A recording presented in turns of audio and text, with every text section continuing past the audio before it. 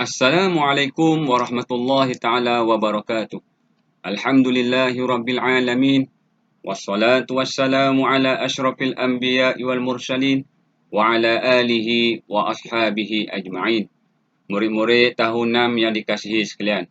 Jadi alhamdulillah kita dapat meneruskan kelas pendidikan Islam buat kali ini. Insya-Allah pada siri yang kedua ini kita sambung lagi pada membicarakan ibadah puasa pada bulan Ramadan. Diminta kepada murid-murid boleh buka buku teks pada muka surat 117. Kita akan sambung pada kali ini. Tajuk dia iaitu sunat puasa. Sunat puasa. Okay. Apa dia sunat puasa? Yang pertamanya, bersahur. Semua murid tahu tak apa dia maksud bersahur? Bersahur ni setengah orang kalau bahasa kita setengah orang kata apa? Makan sok. Makan sok. Makan sok ni bila? Awal-awal pagi kan. Kamu tengok kadang-kadang ibu kamu puasa tahun yang lepas, ibu kamu bangkit awal. Dia masak nasi, dia buat lauk. Kemudian dia gerak kamu. Kamu pun bangun awal pagi untuk makan bersama dengan ahli keluarga kamu. Untuk makan nasi ataupun makan apa saja di awal pagi sebelum masuk waktu subuh.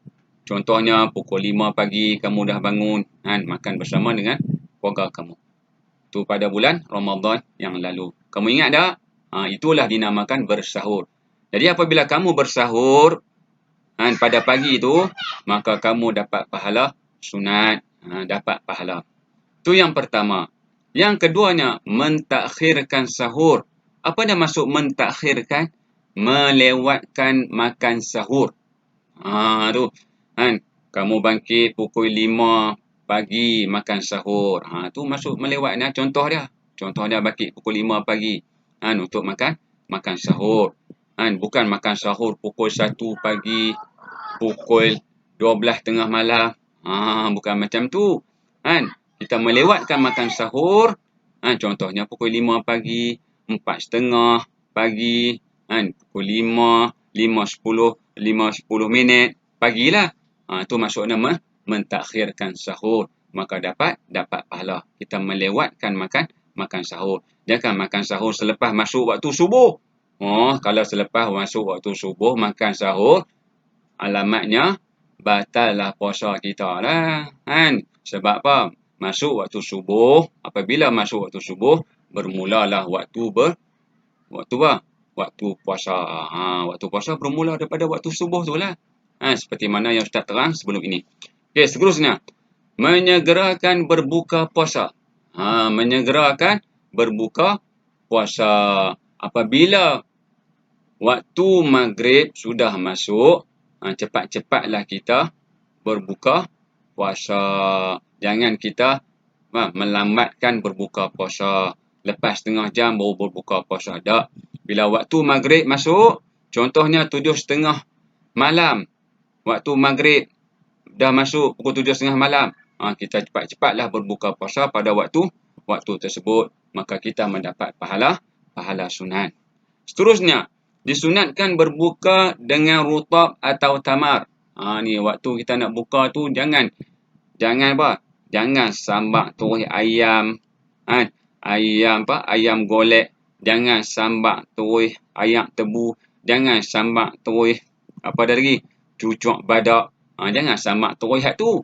Sambak dulu Sambak kurma dulu. Makan kurma dulu. Bila kita makan kurma dulu, maka kita dapat pahala pahala sunat. Dapat pahala sunat. Alhamdulillah lah kita dapat pahala. Seterusnya, berdoa sebelum berbuka. Sebelum berbuka puasa tu, berdoalah. Bacalah doa. Macam mana doa berbuka puasa? Ingat tak lagi? Ingat lagi? Bagus. Masih ada yang ingat. Doa dia macam mana? Allahumma laka sumtu wa bika amantu wa ala rizqika aftartu bi rahmatika ya arhamar rahimin. Itu doa berbuka puasa. Jadi sunat puasa ada berapa? Ada 1, ada 2, ada 3, ada 4, ada 5. Okey, seterusnya. Muka surat 118. Okey, kita tengok syarat-syarat sah puasa. Apa dia syarat-syarat sah puasa? Yang pertamanya Islam. Dia mesti orang Islam. Bila dia orang Islam, dia berpuasa, maka puasanya sah. Yang kedua, dia mumayyiz. Apa dia mumayyiz? Contohnya macam adik kamu yang berumur 7 tahun. Yang berumur 7 tahun. Bila dia berpuasa, maka sah puasanya. Itu mumayyiz. No? Dia bukan kanak-kanak yang berumur 1 tahun, 2 tahun. Tak. Dia kanak-kanak apa? Adik kamu tu kanak-kanak yang berumur lebih kurang 7 tahun. Maka dia mumayyiz. Bila dia puasa, maka sah puasanya. Seterusnya, orang yang berakal. Berakal, bila orang tu berakal, dia tak gila. Apabila dia berpuasa, maka sah puasanya. No? Kalau dia orang gila, dia puasa sah tak? Tak sah lah. Orang gila, dia tak berakal. Dia mesti orang yang berakal. Baru sah puasanya. Okey, seterusnya. Suci daripada haid, nifas dan wiladah. Hak ni untuk orang perempuan lah. Orang lelaki jangan duk kata pula dia ada haid, ada nifas, ada wiladah. Orang lelaki dia tak ada benda ni. Orang perempuan saja yang ada benda ni. Orang yang perempuan yang berpuasa tu, bila dia suci daripada haid, daripada nifas dan juga wiladah. Wiladah ni beranak. Maka dia apa? Puasanya sah. Sebab apa? Sebab dia suci daripada haid, nifas dan wiladah. Bila dia suci, bersih daripada haid, nifas dan wiladah, maka puasanya sah. Tapi kalau dia tak suci, mana kata apa? Dia ada haid, dia ada nifas ataupun wiladah, maka puasanya tidak sah. Tu. Okey, seterusnya kita tengok perkara-perkara yang membatalkan puasa. Apakah perkara-perkara yang membatalkan puasa? Okey, yang pertamanya, melakukan jima' di siang hari. Ni untuk suami isteri.